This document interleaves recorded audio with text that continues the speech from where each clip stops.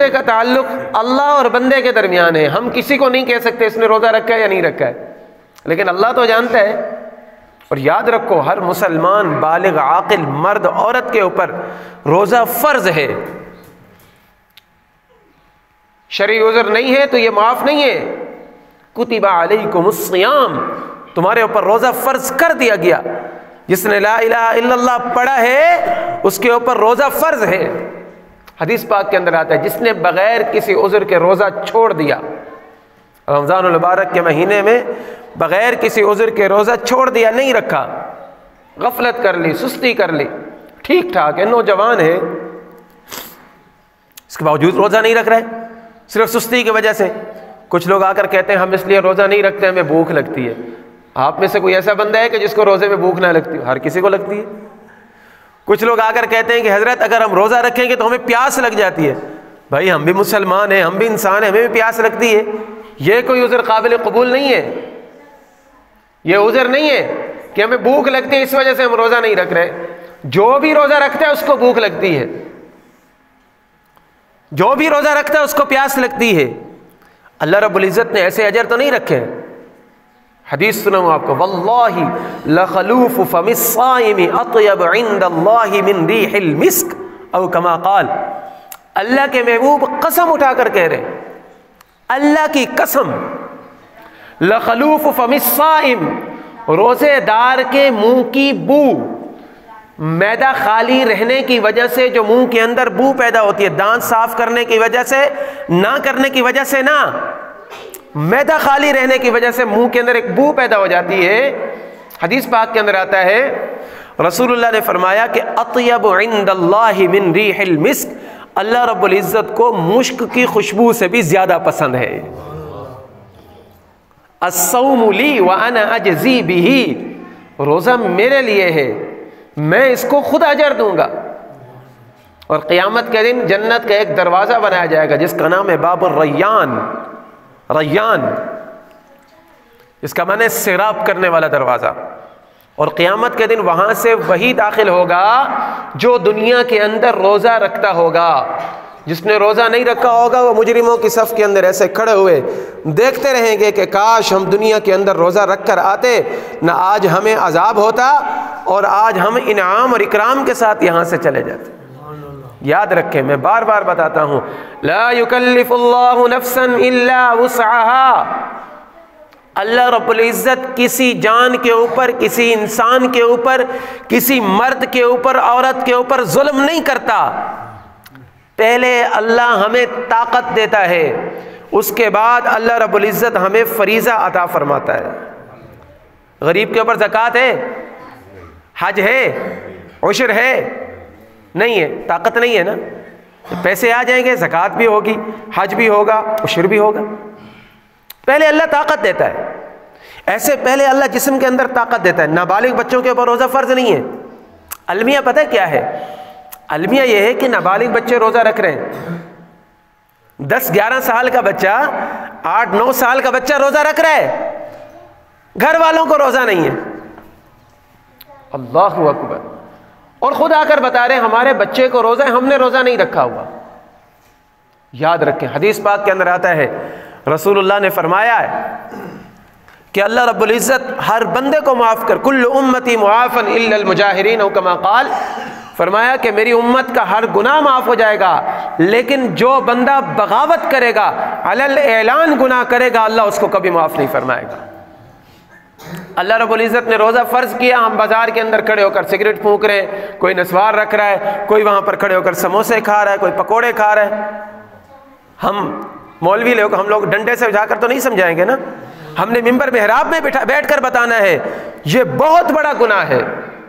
ایک روزہ نہیں رکھا، پھر اللہ رب العزت کے سامنے بغاوت کہ نہیں رکھا روزہ، کیا کرو؟ یہ اس کو بغاوت کہا جاتا ہے. اللہ نے فرمایا کہ بھوکا پیاسا رہنا ہے صبح صادق سے غروب آفتاب تک، نوجوان ہو کر جسم کے اندر طاقت ہے وہ نہیں رکھ رہے، اور 70+، 60+، 80+ وہ روزہ رکھ رہے ہیں. تراویح کے اندر آ کر دیکھو نوجوان نظر نہیں آتے، لیکن 50+، 40+ وہ سارے کھڑے ہوئے تراویح کے اندر آ کر پڑھ رہے نماز. اللہ رب العزت نے جوانی کس لیے دی ہے؟ اللہ رب العزت نے جوانی اس لیے دی کہ اس کو اللہ کی رضا کے کاموں کے اندر خرچ کرو۔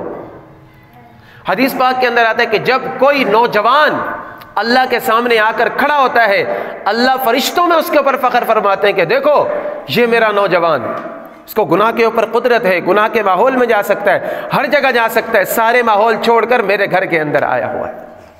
اس لیے میرے عزیزو، رمضان المبارک کا مہینہ یہ روزوں کا مہینہ ہے، اس کی قدر کر لیں، اس کی قدر کر لیں۔ حدیث پاک کے اندر آتا ہے الصیام والقرآن یشفعان، اور کما قال کہ روزہ اور قرآن قیامت کے دن بندے کے بارے میں سفارش کریں گے اور جھگڑیں گے۔ جھگڑنا کیسا ہوگا؟ لاڈ والا ہوگا۔ اگر کسی نے رمضان کے مہینے کے روزے رکھے، اللہ کے سامنے پیش ہوا، باقی اعمال اس کے ایسے نکل آئے، اللہ اس کے لیے فیصلہ کریں گے اس کو جہنم کے اندر لے جاؤ، تو روزہ آ کر ڈھال بن جائے گا۔ الصوم جنہ، حدیث کے الفاظ ہے، الصوم جنہ، روزہ ڈھال ہے، تمہیں جہنم سے بچانے والا ہے۔